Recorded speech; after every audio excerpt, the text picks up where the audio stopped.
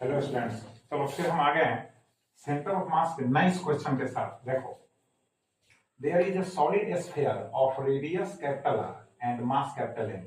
A small sphere of radius r by 2 is cut from original sphere, find the new centre of mass. Similar question है। तो देखो, solid sphere है तो sphere है तो area के आधार पर हम, है ना, इसके पर यूनिट, बात समझ गए ना, एरिया के आधार पर यूनिट एरिया का मास फाइंड आउट नहीं करेंगे, वो वॉल्यूम के आधार पर इसका फाइंड आउट करेंगे।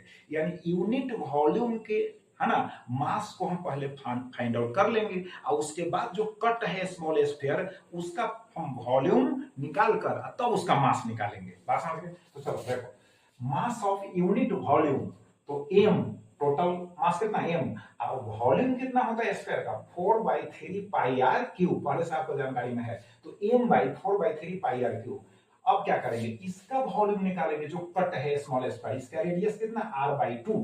तो वॉल्यूम ऑफ स्मॉल स्फीयर जो कटा हुआ है 4/3π और रेडियस कितना हो गया r/2 का होल क्यूब हो गया। तो r³ तो होगा ही, नीचे 2 2 जा 4 2 जा 8 हो जाएगा।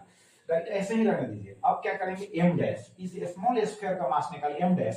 तो यूनिट वॉल्यूम का मास दिया हुआ है, उसमें इस वॉल्यूम से मल्टीप्लाई कर दे तो हमको आ गया m/8। तो एम डैश का मान हो गया। अब कोई ना कोई एक्सिस जो होगा जिस पर सेंटर ऑफ मास एग्जिस्ट करेगा, तो सिंगल एक्सिस ना होगा।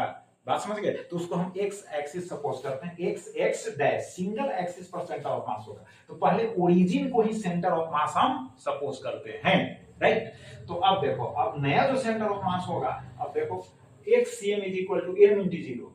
m इंटू जीरो का मतलब ओरिजिन से ओरिजिन का डिस्टेंस क्या होगा, जीरो होगा, प्लस होगा m डैश, अब माइनस r/2, यहां से यहां, यानी इस सेंटर से इसके सेंटर का जो डिस्टेंस होगा वो x2 होगा। तो ये हो जाएगा माइनस r/2, क्योंकि जो चीज हम काट कर अलग कर देंगे तो माइनस लिखेंगे, ऐड करेंगे तब आप प्लस लिखेंगे।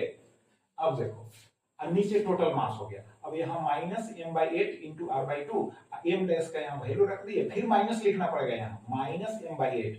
अब फिर इसको हम सोल्व करेंगे, तो सोल्व करते हुए आते आते यहाँ आ गए माइनस r/14।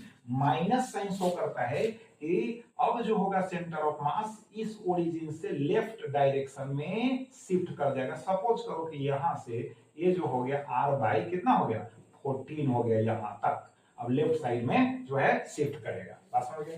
तो ये भी फैंटास्टिक क्वेश्चन रहा नीट के लिए।